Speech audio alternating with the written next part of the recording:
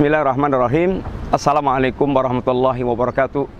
Innal hamdalillah wassalatu wassalamu ala Rasulillah wa ala alihi wa ashabihi wa mawalah wa la haula wa la quwata illa billah amma ba'du.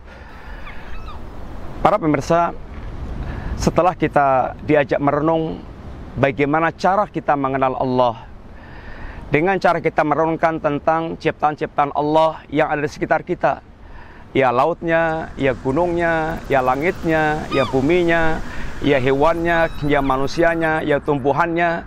Dan ini semuanya Allah ajak kita untuk merenung.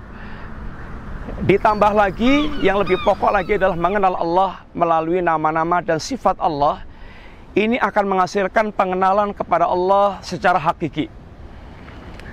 Pertanyaannya adalah, setelah kita mengenal Allah, apa yang diharapkan dari seorang hamba yang dia mengenal Allah Subhanahu wa Ta'ala? Satu, harapannya setelah dia mengenal Allah, hendaklah tumbuh sikap istislam, ketunduk patuhan yang totalitas kepada Allah Subhanahu wa Ta'ala.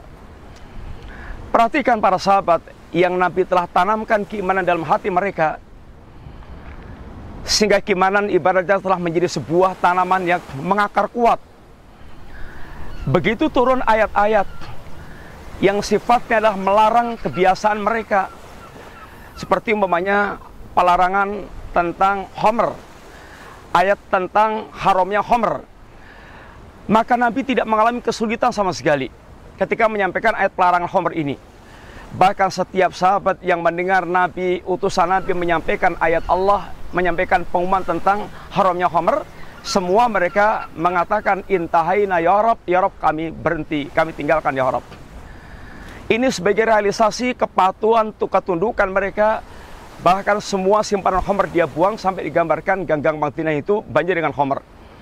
Kemudian contoh lagi para sahabiat, para sahabat wanita, saat turunnya ayat tentang masalah hijab, maka ketika mereka telah dengar ayat hijab dibacakan para suami atau keluarga mereka, mereka langsung mengambil kain yang ada di rumah-rumah mereka untuk menutup hijab seperti yang Allah kehendaki, untuk dikenakan sebagai hijab seperti yang Allah kehendaki. Ini yang pertama, harusnya muncul kepatuhan, ketundukan yang totalitas karena berdasarkan iman, pengagungan mereka kepada Allah Ta'ala. Yang kedua, harusnya akan muncul kesempurnaan pilar-pilar ibadah. Ini kecintaan kepada Allah, rasa takut kepada Allah, rasa harap kepada Allah Ta'ala. Yang seorang ulama mengatakan, man kana ya'budullaha bil hubbi wal khaufi wa rajai fawal mu'min muwahhid. Barang siapa yang dia beribadah kepada Allah dengan cinta, takut dan harap, maka dia mukmin muwahhid. Seorang yang mereka semakin mengenal Allah, semakin sempurna pengenalannya, semakin sempurna kecintaannya, semakin sempurna rasa takutnya, semakin sempurna rasa harapnya.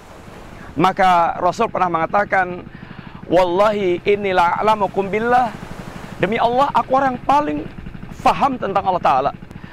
Wa inilah taqumlah, dan aku orang yang paling bertakwa kepada Allah, paling mencintai Allah, paling takut kepada Allah, paling berharap kepada Allah Subhanahu wa Ta'ala. Kemudian orang yang mereka mengenal Allah seharusnya semakin tumbuh rasa kesabarannya dalam menghadapi ujian-ujian kehidupan, karena dia tahu bahwa semua yang dialami, yang dia dapatkan semata-mata dari Allah Ta'ala. Dan Allah tegaskan, wa may yu'min billah, barang siapa yang dia beriman kepada Allah, yaitu kejadian takdir Allah Ta'ala, ma asabah min musibatin illa bi'idznillah, dia tahu apapun yang menimpa semuanya itu dengan izin Allah Ta'ala. Wa may yu'min billah yahdi qalbah, barang siapa yang dia yakin dan beriman itu merupakan takdir Allah, Allah akan bimbing hatinya. Sehingga orang yang mereka mengenal Allah akan meningkatkan dan menyempurnakan kesabaran mereka. Dan yang terakhir diantaranya adalah mestinya mengenal Allah akan semakin mengantarkan dia memiliki tawakal yang total kepada Allah. Karena dia semakin mengenal kesempurnaan Allah, dia akan mencukupkan hanya kepada Allah Ta'ala. Dan Allah katakan, wa may yatawakkal 'ala Allah fa huwa hasbuh, barang siapa yang dia bertawakal kepada Allah, Allah akan mencukupi segala kebutuhan dia. Ini adalah diantara buah yang dihasilkan orang yang mereka mengenal Allah Subhanahu wa Ta'ala.